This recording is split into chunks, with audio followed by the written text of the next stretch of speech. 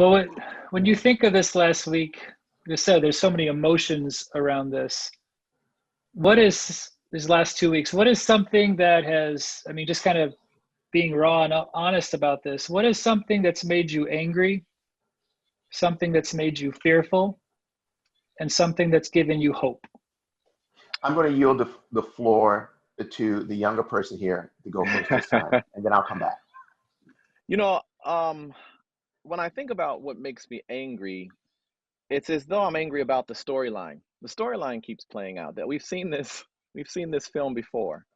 I remember, Bobby, you telling me and sharing with me your excitement around reading the book, The Hate You Give. We were in our teacher's lounge and we were talking about it together, maybe 2 summers ago, bro. Probably. Yeah. Yeah. It's a good So book. it was an extraordinary. I didn't even read the book. I saw the movie, so that shows you, you know. But the book, The but book is Bobby, better. the book is Yeah, it always better. And so I just thought about that because it captures the same storyline, the same plot, the is. It same does. dilemma. And I'm angry that this keeps playing out again and again. It's as if the warnings have not been heeded. It's as if the underlying issues, it is not the sneeze, it's the virus internally that is creating the sneeze. It is the unaddressed issues of racism, America's original sin, that keep getting kicking the can down the road. And so I'm angry that that has been the reality, but also at the same time hopeful in that sense, anger slash happy that in essence this can be, hopefully in this moment, utilized in order to have those real raw conversations. Yes, a deluge of text, emails, and how you doings have come my way, and I'm thankful to be used in this moment, but I'm also sad because the spaces that we occupy. If I'm honest, man, these are not welcome conversations, and we've had experiences where being the only advocates in the room and saying no, let's not shut down the conversation. Let's keep going because there's traction here. That's what it's a resurfacing plot line. It's a narrative. I've read this book before, Yeah. and that book just keeps coming out with a new edition and new characters. The characters themselves Mm. being the men and women who lose their lives, and I'm angry about that, brother. That's my thoughts. Mm. Yeah, I resonate with all of that also. We hate to see this as, oh, wash, rinse, dry, repeat. Here we are Okay. again. Yeah. And I just, we tire of it. And there's a sense in which, having lived through the Rodney King riots, we thought, okay, this is going to be the issue where we're really going to address brutality, um, in racial injustice, institutionalized racism that goes on. And then we come through another Trayvon Martin, and we come through Sandra Bland again, and we come through Freddie Gray and Eric Gardner and all the names in there that should not be forgotten. Mm-hmm.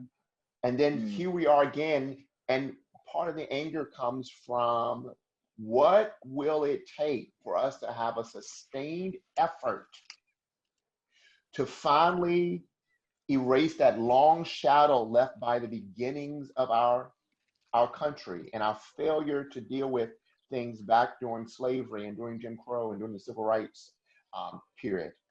But something else that has angered me, which probably angered both of you and many others, are the attempt of some to divert the issue by looking at other things that are in play, but it's not the right time to address those, like the injustice that is promoted by the rioters and the looters. Yes, that is an issue. And we need to bring justice there. Yeah. But that's not the major conversation right now, and we don't need to have that one right now. The first concern, the first thing that should take place that should drive our response, I think, should be immediate empathy and not, it's time for me to sit back and see if there are other wrong things here. That thing angers, and it was angering many of the people protesting and probably fueling some of the rioting here. Not to justify the rioting, but that makes me angry. Yeah. Now, in terms of fear, I have to go to an experience that just happened in the last two days. So many of the listeners here today in the Chicago area have probably seen on the news the episode in which there's a family, 3 women who are going to a mall locally, and they're in the wrong place, wrong time. The mall is closed, and so when they arrive, police think they are there to loot. And so they surround the car, smash the windows, drag the ladies out of the car to handcuff them, grab one of them by their hair. And now the 3 ladies are suing or filing suit against the police department, but their lives have been changed forever. Yeah. Just 3 days ago, Pam and I needed to go get something from Home Depot and get some dog food from PetSmart. They're right next to each other in Broadview Village Mall, only 1.6 miles from us. We did not know that Broadview Village Mall had shut down for 1 day because of the rioting in North Riverside. So we drove up to the mall and all the stores were closed, and we drove and looked around like, oh my goodness. I actually walked up to PetSmart, to the door to see, like, what is going on here? When we saw that news story, fear ran through us, and we thought, oh my goodness, Could have been you. that could have been us. That could have been you. By an innocent mistake made, and our ethnicity would have played into the response. It might have been assumed they're only here to loot. That really scared us, that we could have been victimized and our lives could have been changed forever by an innocent mistake. He mentioned his fear. I forgot the fear part. My fear is that nothing will come of it. We'll get back to business as normal. That normal will return.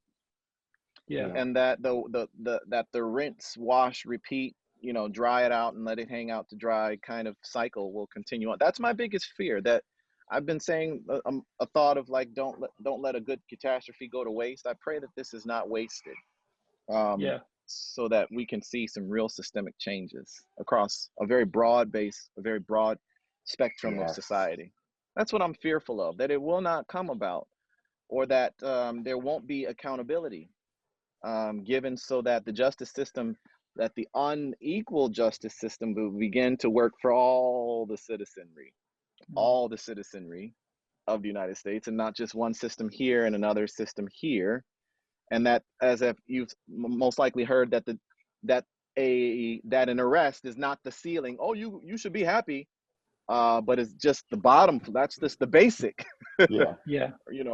That was one thing I said to the church last week, was that a white person can see what happened 2 weeks ago and see George Floyd, but a black person sees what happens 2 weeks ago and sees every name of every person that this has happened to. And that's why there's an emotional disconnect.